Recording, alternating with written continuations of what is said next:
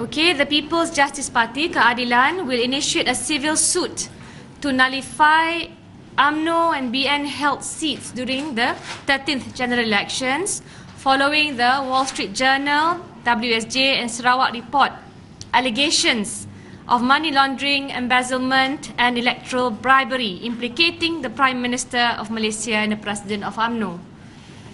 The Wall Street Journal and Sarawak Report series of exposés have left Malaysia reeling from allegations of money laundering, embezzlement and everything related to white-collar crime, shockingly implicating the Prime Minister of Malaysia and the President of UMNO himself.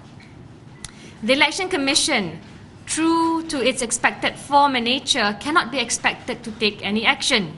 The EC's past conduct, ranging from a civil suit it faced following the indelible ink fiasco, the various inaction to pledges of political bribery implicating government ministers, to the appeal it made following Sarawak Keadilan's success in achieving a High Court decision mandating the Election Commission to redo Sarawak's redelineation process in accordance with Schedule 13 of the Federal Constitution, have severely eroded its credibility.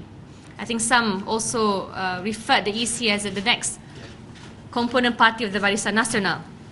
Last week, the Coalition for Free and Fair Elections, Bersih 2.0, C4, not the bomb but the Centre to Combat Corruption and Cronyism, and Transparency International Malaysia submitted 4 complaints on possible corrupt practices in political funding to the Malaysian Anti-Corruption Commission for their immediate action. Among others, the complaints highlighted a purchase of power plant belonging to Genting excessively above market price and how these monies were rechanneled to YRIM atau Yayasan Rakyat Satu Malaysia, through which Najib announced 2 million ringgit donation to 2 schools. This donation is not part of Yayasan Rakyat Satu Malaysia's scope but was crucial in ensuring BN's win in the area. Now, on top of these complaints, it bears reminding that existing electoral laws limit each candidate to 200,000 ringgit for parliamentary seats and 100,000 ringgit for state seats of campaigning under Section 19 of the Election Offences Act 1954. As such, the maximum electoral spending for the 222 parliamentary seats and the 505 aduns will be 44.4 million ringgit and 50.5 million ringgit each. This only amounts to 94.9 million ringgit Malaysia, which is definitely below the stipulated amount of 2.6 billion ringgit allegedly used to finance the elections. Now, the amount originally stated as $700 million and allegedly found in the Prime Minister's personal accounts is 26 times more than the allowable electoral limit, clearly contravening existing electoral laws. Furthermore, who is to say that the alleged transaction was the only source of electoral fundings for UMNO and BN in the last GE? As such, Keadilan will follow in the footsteps of Bersih 2.0, C4 and TI Malaysia and lodge reports with the MACC this coming weekend.